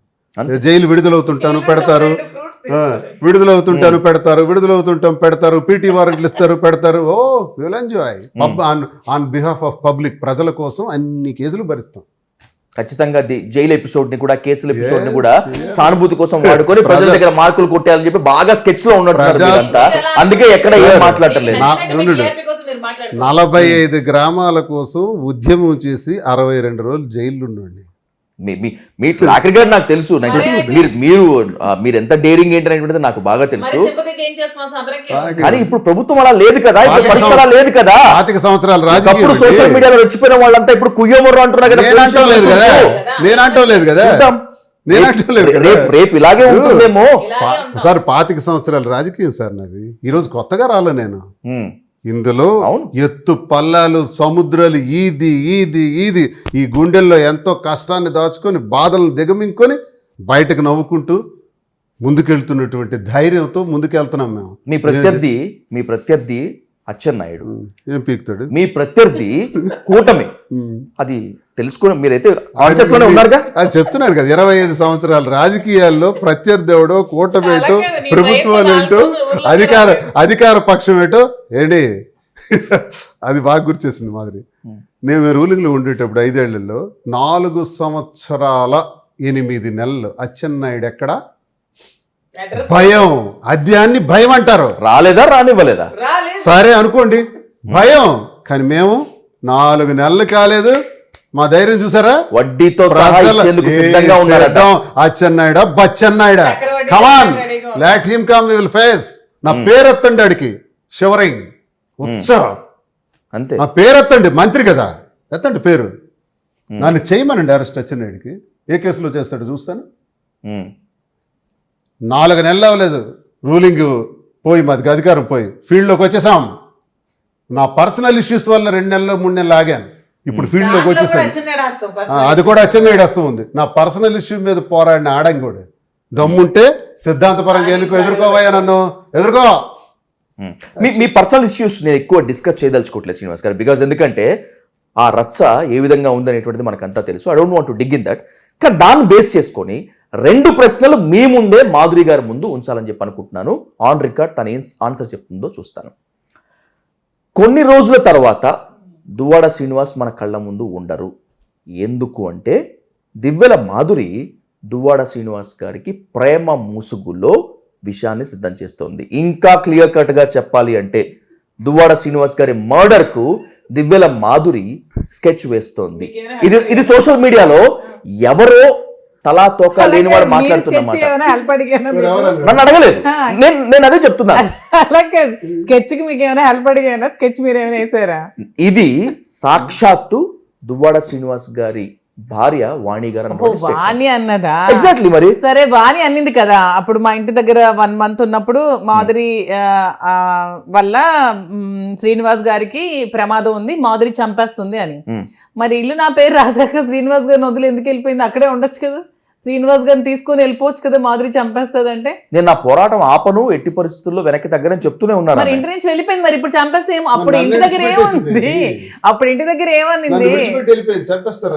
మాధురి చంపేస్తుంది శ్రీనివాస్ గారిని, అందుకే ఇక్కడ ఉన్నాను, మాధురి పైనే ఉంది, ప్లీజ్ తీసుకురండి అని పోలీసులు రిక్వెస్ట్ చేసింది కదా. మరి ఇప్పుడు పైనే ఉంటున్నాను, కలిసి ఉంటున్నాను, మరి ఇప్పుడు ఎందుకు పోలీసులు రిక్వెస్ట్ చేయట్లేదు? మాధురి వల్ల తనకి థ్రెట్ ఉంది అని. ఇల్లు రాసిన తర్వాత వెంటనే వెళ్ళిపోయింది కదా. ఆమెకి కావాల్సింది ఆస్తి, అధికారం. ఆస్తి తీసుకెళ్ళిపోయింది, అధికారం తీసుకెళ్ళలేకపోయింది. ఎందుకంటే ఇప్పుడు అధికారంలో మేము లేం కాబట్టి ఆస్తి తీసుకుపోయింది. ఇంకా అతనికంటే ఏమీ లేదు, 0. సో ఇప్పుడు అతని దగ్గర లాక్కోవడానికి కూడా ఏమీ లేదు ఆమె అన్నట్టు. I'm sorry to ask this. మీ క్రిమినల్ నేచర్ తెలియకనే, మీ సైకాలజీ నేచర్ తెలియకనే వాణి గారు కామెంట్ చేశారు అనుకోవచ్చా? ఒక ఆరోపణ చేశారు అనుకోవచ్చా? నా క్రిమినల్ నేచర్ మీరు ఏమైనా నా కేసులు ఏమైనా స్టడీ చేస్తారా? సైకాలజీ క్రిమినల్ నేచర్ అంటున్నారు. తను మాట్లాడుతున్నటువంటి తను కొంచెం సైక్రాటిక్ డిజార్డర్, మెంటలీ డిజార్డర్ తను. అందుకే కదా మరి తను కదా. భర్తే కావాలని వచ్చుంటే ఈ గొడవే ఉండకపోయింది. కానీ టెక్కల్లో ఉండకూడదు, నువ్వు ఎమ్మెల్సీగా ఉండకూడదు, నువ్వు ఈ పార్టీలో ఉండకూడదు, నాకు ఈ ఇల్లు రాసేయి, నువ్వు ఎక్కడికైనా పోవాలి, మాధురితో ఎక్కడైనా ఉండు, ఒక భార్య అనాల్సిన మాటలు ఇవి. తను ఏమడగాలి? ఇవన్నీ నాకొద్దు, నా భర్తే నాకు ముఖ్యం అని అనుకుంటే ఈ గొడవ నిమిషంలో క్లియర్ అవుద్ది. ఆమె ఇంట్లో ఆమె ఉండేది, నా ఇంట్లో నేను ఉండేవాడిని. ఒక దశలో మీకోసం బాగానే పోరాటం చేశారు తను, కానీ మీరిద్దరు ఎక్కడ లొంగలేదు కాబట్టి తను అసెట్స్ మీద కాన్సన్ట్రేషన్ చేశారు, పట్టుబట్టారు ఆస్తుల కోసం అని చెప్పి ఒక కామెంట్ ఉంది. అదే వాస్తవం. ఆస్తుల కోసం పోరాటం కాబట్టే ఈ గొడవ ఇలా మారింది. అధికారం కోసం పోరాటం కాబట్టే ఈ గొడవ ఇలా మారింది. అధికారం కోసం ఇప్పుడు కాదండి, మీకు ఈరోజు కొత్తది. 22వ సంవత్సరం నుంచే ఈ గొడవ ఉంది. 23వ సంవత్సరం ఏప్రిల్ 19న పోర్టు ప్రారంభోత్సవం దినం నాడు నా టికెట్ కూడా అనౌన్స్ చేశారు జగన్మోహన్ రెడ్డి గారు. ఆ తర్వాత అధిష్టానం వద్దకు వెళ్ళి ఆ టికెట్ నాకు కావాలని డిమాండ్ పెట్టింది. అప్పుడు నేను అధిష్టానాన్ని రిక్వెస్ట్ చేసి ఆమెకే ఆ టికెట్ ఇచ్చేయండి అని చెప్పి ఇప్పించాను. Right, you came on right point Srinivas గారు. ఇక్కడ చాలా మందికి క్లారిఫై కావాల్సినటువంటి ఒక ఉంది. దువ్వాడ శ్రీనివాస్ ఇంట్లో ఇంత దుమారం రేగటానికి జగన్మోహన్ రెడ్డే ప్రధాన కారణం. రాజకీయ అవసరాల కోసం ఆ ఫ్యామిలీని ఇరుకున పెట్టాడు. రాజకీయ అవసరాల కోసం జగన్మోహన్ రెడ్డి దువ్వాడ ఫ్యామిలీని బలి చేశాడు. ఏంటి? సార్, జగన్మోహన్ రెడ్డి గురించి మీరు ఎవరో అన్నారని చెప్తున్నారు కదా, ఆడెవడన్నా సరే తాట తీస్తాను. ఉమ్, జగన్మోహన్ రెడ్డి నా దైవం. వైఎస్ రాజశేఖర రెడ్డి గారితో అడుగులు వేసిన వాడిని విద్యార్థి దశలో. శ్రీకాకుళం జిల్లాకి దువ్వాడ శ్రీనివాస్ పేరును పరిచయం చేసిందే డాక్టర్ వైఎస్ రాజశేఖర రెడ్డి గారు. విద్యార్థి దశ నుంచి ఆయన తిరిగిన అనుభవం, ఆ కుటుంబంతో నాకు 25 సంవత్సరాల అనుభవం. జగన్మోహన్ రెడ్డి నా దైవం. జగన్మోహన్ రెడ్డి కోసం నా ప్రాణాలు అర్పించడానికి సిద్ధమని ఎన్నోసార్లు చెప్పాను. ఇప్పుడు కూడా అపోజిషన్లో కూడా చెప్తున్నాను, రూలింగ్లో చెప్పాను, అపోజిషన్లో కూడా చెప్తున్నాను, ఇన్ని కష్టాల్లో కూడా చెప్తున్నాను. ఉమ్, జగన్మోహన్ రెడ్డి లేకపోతే ఈ దువ్వాడ శ్రీనివాస్ ఈరోజు లేడు. నాలాంటి వాడి కోసం ఆయన కుయక్తులు అంటారే, జగన్మోహన్ రెడ్డి లాంటి మంచి మనిషి, మనసున్న మనిషి ఇంకొకడు ఉండడు. ఆయన అండ మా చూసుకునే కుటుంబ ఈ విధంగా వ్యవహారాలు రెచ్చిపోతున్నారేమో కదా. మా కుటుంబ వ్యవహారాలు రాజీ చేయడానికి 4-5 సార్లు కూర్చోబెట్టి మా కుటుంబానికి రాజీ చేయడానికి చాలా ప్రయత్నం చేశారు. ఆ ప్రయత్నంలో అది పొసగనప్పుడు టికెట్ ఆమెకే ఇచ్చేద్దామని నేను రిక్వెస్ట్ చేసి ఆమెకి ఇప్పించడం జరిగింది తప్ప, జగన్మోహన్ రెడ్డి గారి గురించి ఎవడు ఏం మాట్లాడినా సరే ఇది కరెక్ట్ కాదని నేను హెచ్చరిస్తున్నాను, కబడ్దారని హెచ్చరిస్తున్నాను. జగన్మోహన్ రెడ్డి నిజంగానే కూర్చొని మీ ఫ్యామిలీ ఎపిసోడ్ని రాజీ చేసే ప్రయత్నం చేశారా, లేకపోతే రాజీ ముసుగులో రాజకీయం చేశారా? చిచి, ఎందుకంటే అవసరం? ఏంటి అవసరం ఉంది? ఏంటి అవసరం ఉంది సార్కి? ఉమ్, మేమెంత, మా స్థాయి ఎంత, మా బ్రతుకులు ఎంత? ఆయన ఏంటి? మా కుటుంబం గురించి కూర్చోవటం ఏంటి, రాజకీయం చేయటం ఏంటి, రాజీ చేయటం ఏంటి? ఏంటిది అర్థం? నిజమేలేండి. బాగోవాలి. ఆయన కుటుంబంలో పరిస్థితులే కరెక్ట్ గా లేవు, ఆయన కుటుంబంలో పరిస్థితులు ఆయన సార్, కరెక్ట్ గా చేసుకోలేకపోతున్నాడు. సాధు గారు మీ కుటుంబంలో ఆయన ఎందుకు తలదూస్తాడు? సాధు గారు, నేను ఒక మాట చెప్తున్నా.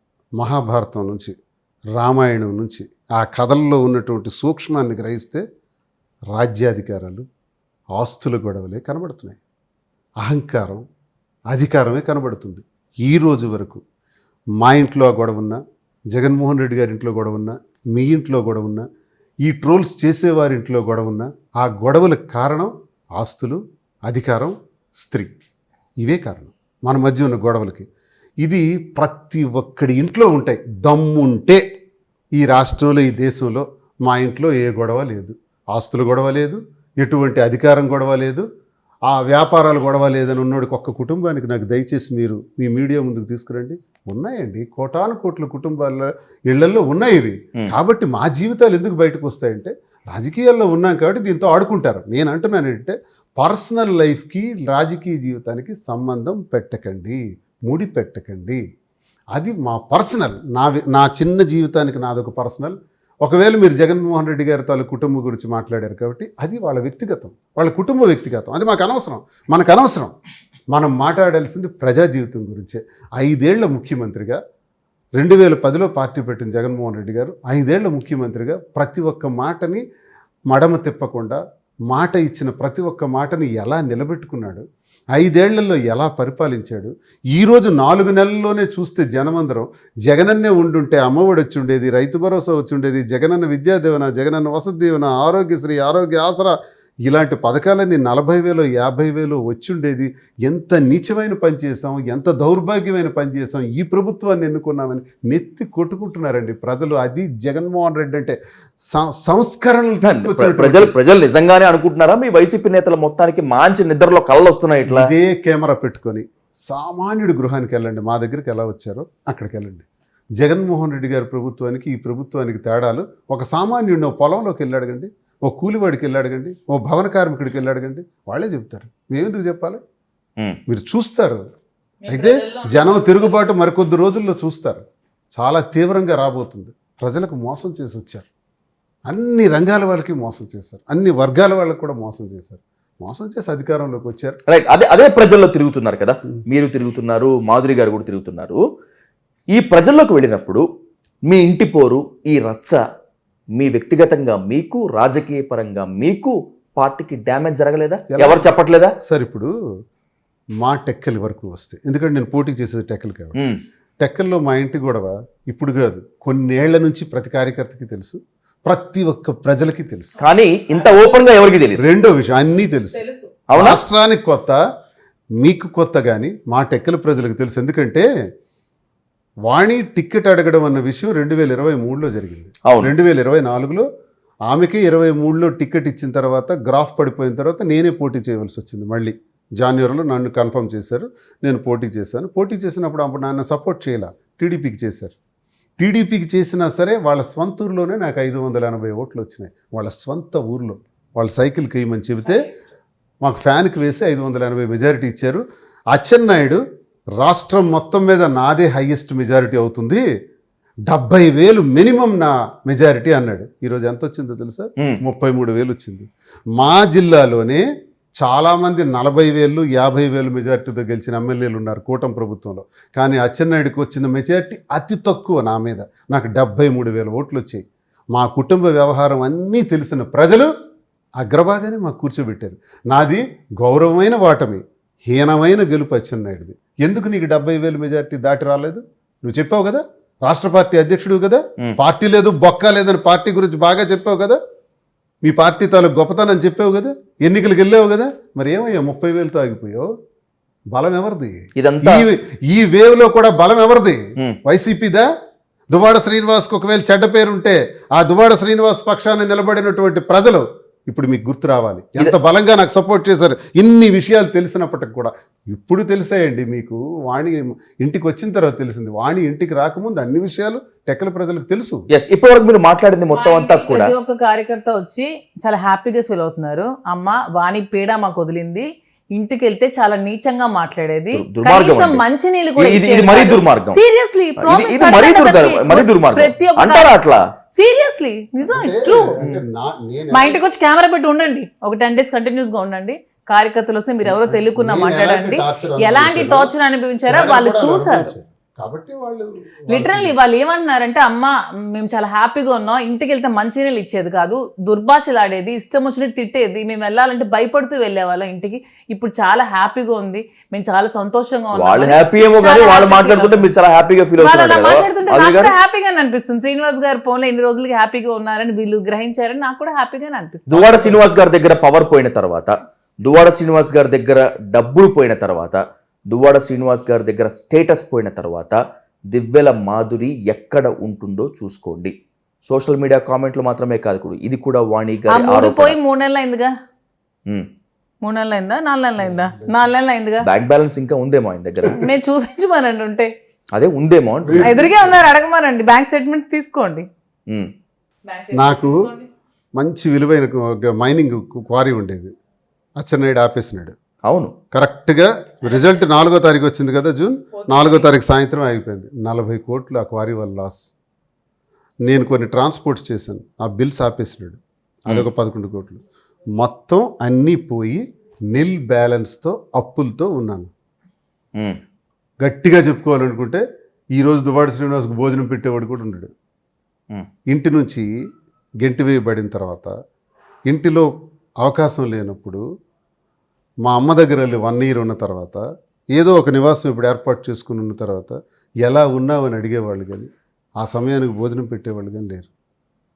ఈ టైంలో నా దగ్గర ఏముందని మాధురి నా దగ్గర ఉండాలి. అదే ఇప్పుడు మాధురి గారు చూపిస్తున్నటువంటి ప్రేమ, ఆప్యాయత, ఆ ఎఫెక్షన్ మొత్తం అంతా జీవితాంతం కలకాలం ఉంటుందని చెప్పి మీరు నమ్ముతున్నారు. సార్ దేనికైనా టైం నిర్ణయిస్తుంది సార్. మీరు ఈ మాట మీరన్నది, ట్రోలర్స్ అన్నది నిజమై ఉంటే టైమే చెప్తుంది. అన్నింటికీ సమాధానం మనం చెప్పేలేము. చాలా ప్రశ్నలకు సమాధానం కాలమే చెప్తుంది. మా మధ్య ఏ అవగాహన ఉందో, మేము ఏ నిర్ణయంతో ఏ స్థితిలో ఈ నిర్ణయం తీసుకున్నామో, ఎటువంటి ఆలోచనతో ఉన్నామో మా ఇద్దరు హృదయాలకు తెలుసు, భగవంతుడికి తెలుసు. దీనికి కాలమే నిర్ణయిస్తుంది. అంతేకాని ఒకళ్ళనొకళ్ళు చంపుకుంటాం, నన్ను చంపేస్తుంది, నన్ను పక్కన పెట్టేస్తుంది అని చాలామంది ఈ రకమైన వ్యాఖ్యానాలు చేస్తున్నారు. అవన్నీ తప్పని నేను ఖండిస్తున్నాను. నాకు పర్సనల్గా ఒక క్వశ్చన్ ఉంది. అంటే ఎవరైనా కూడా ఇంత రచ్చ జరిగిన తర్వాత, ఇంత హడావిడి జరిగిన తర్వాత ప్రజల్లోకి ఏం వెళ్తాంలే అని చెప్పి ఇంట్లో కూర్చుంటారు. కానీ మీరు మాత్రం చాలా హ్యాపీగా, దర్జాగా ఎవరి సమస్య ఉంటే వాళ్ళ దగ్గరికి వెళ్ళిపోతున్నారు, నేనున్నానని భరోసా ఇస్తున్నారు, మాట్లాడుతున్నారు. అది యాక్టింగో లేకపోతే ఇంకేదో తెలియదు, కానీ వాళ్ళు ప్రజలు కూడా మిమ్మల్ని అదే స్థాయిలో హ్యాపీగా రిసీవ్ చేసుకుంటున్నారు. ఏం చేద్దామని మీ పొలిటికల్ మోటో ఏంటి అసలు? నాకు మీ ఇద్దరు పొలిటికల్ మోటో ఏంటి? ఇంకా నేను ఒకటి చెప్తానండి, తప్పు చేసేవాడు భయపడతాడు. నేను ఒకటే చెప్పాను, మా ఇంట్లో జరుగుతున్నటువంటి 2 ఏళ్ల నుంచి జరుగుతున్నటువంటి గొడవకి, ఈ గొడవల్లో మా ఇద్దరి మధ్య జరిగిన స్నేహానికి, ఆ స్నేహంలో మేము తీసుకున్నటువంటి నిర్ణయానికి, వాణి ఇంటి మీద దాడి చేసేటప్పుడు మీలాంటి మీడియా అందరూ వచ్చి అడిగేటప్పుడు నేనేం చేయాలి అని ఆలోచించాను. ఆలోచిస్తే నాకు ఒకటే అనిపించింది, వాస్తవాలే చెబుతా ప్రజలకి. మంచి అయితే మంచిగా అనుకుంటారు, చెడు అయితే చెడుగా అనుకుంటారు. ప్రజలు తలుచుకుంటే మనం తప్పు చేసామని తెలిసిన అగ్రభాగాన్ని కూర్చోబెట్టగలరు, తప్పు చేసామని తెలిస్తే అదాపోతలను తొక్కేయగలరు కూడా. ప్రజలకు ఆ శక్తి ఉంది. ప్రజల ముందు అబద్ధం ఎందుకు మాట్లాడాలి? 25 సంవత్సరాల రాజకీయ జీవితం, ప్రజలందరికీ వాస్తవమే చెప్తాను, నా కుటుంబ సమస్యలు చెప్తాను, మేమిద్దరు ఎందుకు దగ్గర అవ్వాల్సి వచ్చిందో చెప్తాను. ఈ చెప్పే పరంపరలో మాది సమాజపరంగా న్యాయపరంగా రైట్ అయి ఉండొచ్చు, న్యాయపరంగా ఇది ఇల్లీగల్ కాకపోవచ్చు, లీగాలిటీ ఉండొచ్చు, మోరల్గా సంఘపరంగా ఇది తప్పు అవ్వచ్చు. తప్పు అని మాకు తెలిసినా మాకు తప్పని పరిస్థితుల్లో ఈ నిర్ణయం తీసుకున్నాం. ప్రజలారా మీరే క్షమించండి, మీరే మన్నించండి, మీరే దారి చూపించండి అని ప్రజలందరినీ కోరుతూ ప్రజల్లోకి వెళుతున్నాము. ప్రజలకు ఎందుకు వెళ్తున్నామంటే మా దైనందిన జీవితంలో నా లైఫే రాజకీయాల కోసం అంకితమైంది, ప్రజల కోసం అంకితమైంది. ఎక్కడికి వెళ్ళిపోమంటారు? మా పర్సనల్ ప్రాబ్లం ఉంది, ఓకే, 2 నెలలు 3 నెలలు 6 నెలలు 1 సంవత్సరం తర్వాత మా దైనందిన జీవితం విడిచిపెట్టేయమంటారా? మనం ప్రజల్లోకి వెళ్ళొద్దు అంటారా? నా 25 ఏళ్ల అనుభవం ఎక్కడ దాచేయాలి? ఏ సముద్రంలో కలిపేయాలి? టెక్కల ఇన్ఛార్జ్ పదవి తీసేశారు, మార్చేశారు. రేపు ఎమ్మెల్సీ పదవి ఉంటుందో లేదో కూడా తెలియదు. పదవీ కాలం అయిపోయిన తర్వాత జగన్మోహన్ రెడ్డి వైసీపీ మమ్మల్ని ఇంకా అందల వెక్కిస్తుందో కూడా తెలియదు. అప్పుడేంటి మన భవిష్యత్తు? సార్, నా 25 ఏళ్ల జీవితంలో 18 సంవత్సరాలు అపోజిషన్, 18 సంవత్సరాలు, ఒక 2 సంవత్సరాలు జిల్లా పరిషత్ వైస్ చైర్మన్గా చేశాను. ఇప్పుడు ఈ 5 ఏళ్ళు అధికారం చూశాను అంతే. అంటే ఇంత తక్కువ అధికారం చూసి, అంత ఎక్కువ ప్రతిపక్షాన్ని చూసి, అపోజిషన్ చూసిన నేను అధికారం కోసం ఉంటానని మీరు ఎలా అనుకుంటున్నారు? ఎప్పుడు అపోజిషన్ ప్రజల తరఫున పోరాడి నేను మీరుంటారని కాదు శ్రీనివాస్ గారు, మిమ్మల్ని పార్టీ ఎందుకు వదిలించుకోదు అంటున్నాను నేను. అలా సార్, నేను ఇప్పటికీ ఒక మాట చెప్తున్నాను. మేము చేసింది సంఘపరంగా తప్పు, మాకు తప్పలేదు. కానీ ఈ క్షణం కూడా, ఈ సందర్భంలో కూడా శ్రీను కుటుంబ పరంగా ఏదో జరిగుండొచ్చని పార్టీ నాకు ఈరోజు నిలబడింది. ఇప్పటికి వరకు నిలబడ్డాం. నాకు నిలబడినటువంటి ఒకే ఒక్క దేవుడు ఈ భూమి మీద YS Jaganmohan Reddy. Sir, YS Jaganmohan Reddy గారి దగ్గర మాకు టిక్కెట్లు కావాలి, ఎమ్మెల్సీ ఉండాలి, లేకపోతే ఇంకేదో పదవులు కావాలి, నాకేది అక్కర్లేదు. పార్టీ గెలుపు కోసం, జగనన్న అభ్యున్నతి కోసం, జగనన్న ఆశయాల కోసమే ఈ దువ్వాడ శ్రీనివాస్ ఉంటాడు. రూలింగ్లో ఇదే మాట చెప్పాను, అపోజిషన్లో కూడా మళ్ళీ 2వ టైం ఉటంకిస్తున్నాను. జగన్ జగన్ జగన్, నా సర్వస్వం జగన్. మీరు ఇప్పటి వరకు నాకు పదవులతో పని లేదు. రైట్, మీరు ఇప్పటి వరకు ఇదే మాట చెప్పారు, ఇదే మాట మీద ఉంటారు, ఉండి తీరుతారని చెప్పి మీ ఫ్యాన్స్, మీ సన్నిహితులు కూడా నాకు చెప్తున్నారు. ఓకే, కొంతవరకు నమ్ముదాం. ఇక్కడ కామా పెడతాను. మాధురి గారు ఉంటారా లేదా అనేటువంటిది నాకు కావాల్సినటువంటి క్వశ్చన్ కదా. ఏంటి మాధురి గారు, అసలు నేను రాజకీయాల్లో పదవులు ఆశించి వస్తే కదా ఇవన్నీ. ఎందుకు ఈ మధ్య కాలంలో దువ్వాడ శ్రీనివాస్ గారితో మీరు కూడా పరామర్శకు వెళ్తున్నారు, ఓదార్పులకు వెళ్తున్నారు, కొన్ని శుభకార్యాలకు అటెండ్ అవుతున్నారు. 2-3 అంటున్నారు, ఏంటి మే అభినవ జయలలిత అవుదామని చెప్పా, ఇట్లా అవుదాం. అది మీరు ఇప్పుడు చూస్తున్నారేమో. నేను చాలా ఇయర్స్ నుంచి సోషల్ వెల్ఫేర్ యాక్టివిటీస్ చేస్తున్నాను. అది శ్రీనివాస్ గారికి, మా టెక్కల ప్రజలు చాలా మందికి తెలుసు. ఇప్పుడు మీరు ప్రజల్లోకి రావడం చూస్తున్నారేమో. నేను చాలా మంది, అసలు పేద ప్రజలు కష్టాల్లో ఉన్నారంటే నా వంతు సాయం చేయడానికి నేను ఎప్పుడు ఫస్ట్ ఉంటాను. ఎంతోమందికి హెల్ప్ చేశాను, ఎంతోమందికి చదివించాను, ఎంతోమంది పిల్లలకి ఫ్రీగా డాన్స్ క్లాసెస్ చెప్పాను. కొన్ని వేల మంది పిల్లలకి ప్రతిరోజు ఉచితంగా క్లాసెస్ చెప్పేదాన్ని. అట్లీస్ట్ వాళ్ళైనా విద్య నేర్చుకుంటారని ఎంతోమంది పేద పిల్లలు చదివించాను. ఇప్పుడు వాళ్ళు సివిల్స్ ప్రిపేర్ అవుతున్నారు, కొంతమంది పిల్లలు చక్కగా ఉన్నారు. నేను ఈమె చేసిన సర్వీస్లో ఒకటి చూశాను, మీకు చూపెడతాను. పాపని, ఒక బిడ్డని కనేసి ముళ్ళకంపలో పడేసినారు. నాకు తెలియదు, ముళ్ళకంపలో పడేస్తే ఆ బిడ్డ చనిపోయిందని అందరూ పారిపోయారు. కానీ ఈమె ఆ బిడ్డని తీసి పెంచి పోషించిందట. నాకు తెలియదు. నేను ప్రచారానికి గడప గడపకి వెళ్తుంటే ఒక 10వ తరగతి చదువుతున్న అమ్మాయి నా దగ్గరికి వచ్చింది. ఆర్థిక ఇబ్బందుల్లోనూ ఇంకొక నేను పెంచుకుంటాను ఈ బిడ్డనంటే ఓ తల్లికి ఆ బిడ్డను అప్పచెప్పి ప్రతి నెల తోచినంత డబ్బులు ఇస్తూ పెంపకం చేసిందంట మాధురి. ఆ బిడ్డ మాధురికి ముళ్ళలో దొరికినటువంటి పడేసినటువంటి ఆ పసిబిడ్డని నాకు తెలియదు. ఆ తల్లి నాకు చెప్పింది, ఇలాగా పెంచింది సార్, 10వ తరగతికి వచ్చింది పాప అని, నేను పెంచుకుంటున్నాను అని చెప్పింది. అంటే ఇలాంటివి ఎన్నో తను చేసిన, తనకు అలవాటు ఉన్నటువంటి జీవితం అదంతా.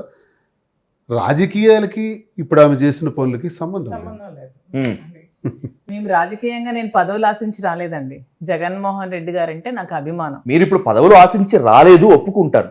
కానీ ఎప్పుడు పదవులు లేకుండా ఇలాగే ఉండిపోతారా? యా అది అది సార్ అన్నట్టు దైవాధీనం కాలం నిర్ణయిస్తుంది ఎ- అంతే ఎ- తప్పితే ఎలా ఎలా నమ్మాలి మాధురి గారు? అసలు నమ్మశక్యంగా కూడా లేదు అరే కదా. జగన్మోహన్ అసలు పదవుల రెడ్డి మీద గారు మనకేం నాకు ఆశ ఉండదా? ఆశించకుండానే కదా ఈ 4 years నేను వర్క్ చేశాను. నేను బయటకైనా వచ్చాను కనీసం నేను వైసీపీలో ఉన్నానని. వైసీపీలో నేను ఏదైనా ఈ పోస్ట్లో ఉన్నాను మీరు ఎప్పుడైనా చూసారా? కానీ నేను వైసీపీలోనే ఉన్నాను. వైసీపీ కోసం చాలా కష్టపడ్డాను. నేను నా ప్రాణాలు సైతం పెట్టి నేను పార్టీ కోసం కష్టపడి నేను వర్క్ చేశాను. కానీ మీకు ఎవరికైనా తెలిసిందా? ఎవరికైనా ఇంతవరకు ఈ 2 years ఈ 3 yearsలో ఎవరికైనా తెలిసిందా? కానీ నేను పార్టీ కోసం వర్క్ చేస్తాను. నేను పదవి ఆశిస్తే నేను అలా మీరు అన్నట్టు అడ్వర్టైజ్మెంట్ చేసుకోవాలి, అవి చేసుకోవాలి. మీరు అన్నట్టు అభినవ్ జయలలిత అనుకుంటున్నారంటే ఆ పదం అనడానికి నేను చాలా ప్రౌడ్గా ఫీల్ అవ్వాలి మీరు అలా అన్నందుకు. ఎందుకంటే నాకు ఒక రకంగా చెప్పాలంటే ఇన్స్పిరేషన్ ఆవిడ జయలలిత గారు. అవునా? ఎందుకంటే ఆవిడ ఒక మహిళగా ఎన్నో అవమానాలు ఎదుర్కొని ఎన్నో అవమానాలు ఎదుర్కొని ఎంత మంచి స్థాయికి వచ్చి తనేంటో తను ప్రూవ్ చేసుకుంది. సో ఒక విధంగా చెప్పాలంటే ఆవిడని ఎగ్జాంపుల్గా తీసుకోవచ్చు.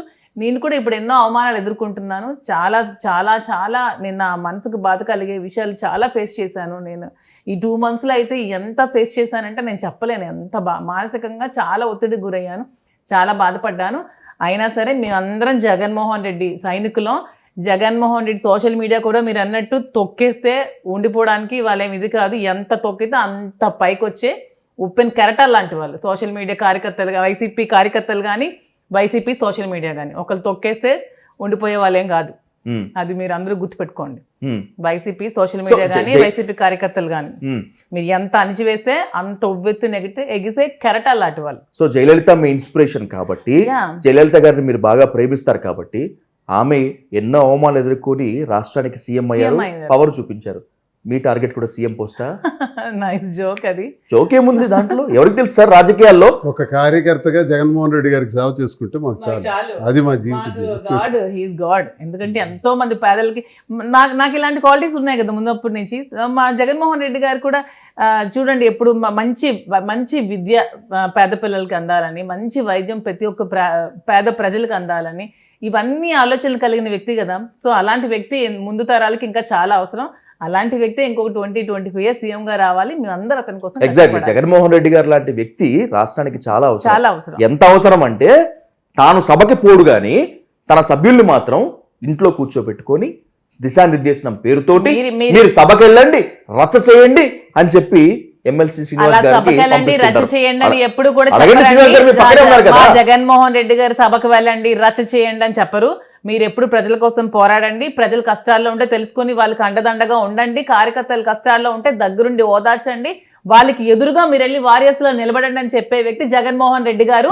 ఇష్టానుసారం కామెంట్ చేస్తే మేము ఊరుకునేది లేదు. ఇదే మాట చెప్పారు శ్రీనివాస్ గారిని అడగండి. అడగండి, ఇక్కడ శ్రీనివాస్ గారు నేను మళ్ళీ అడుగుతున్నాను. ఆయన సభకి పోడు, సభకు రాడు, కానీ మిమ్మల్ని మాత్రం కూర్చోబెట్టుకొని రచ్చ రంబోలా చేయండి, ఓపెన్ గారు ఓపెన్ గా ఉంది కదా. అది నేను చెప్పడం ఓపెన్ గా ఉంది కదా. ప్రారంభంలోనే మీకు నేను చెప్పాను, ప్రతిపక్ష హోదా ఇచ్చే దమ్ము లేక స్పీకర్ గానీ ఈ కూటమి ప్రభుత్వానికి కానీ ఆయన సభలో అడుగు పెడితే వీళ్ళ అడ్రస్లే గల్లంతవుతాయి. కాబట్టి భయం, ఆ భయంతో వారికి రావడానికి అవకాశం ఉండలేదు. మాకు సమయం చాలదు కాబట్టి ప్రతిపక్ష హోదా ఇస్తే సమయం దొరుకుతుంది కాబట్టి ఈరోజు బడ్జెట్కి రెస్పాండ్ అయ్యారు జగన్మోహన్ రెడ్డి గారి ఇంటి నుంచి.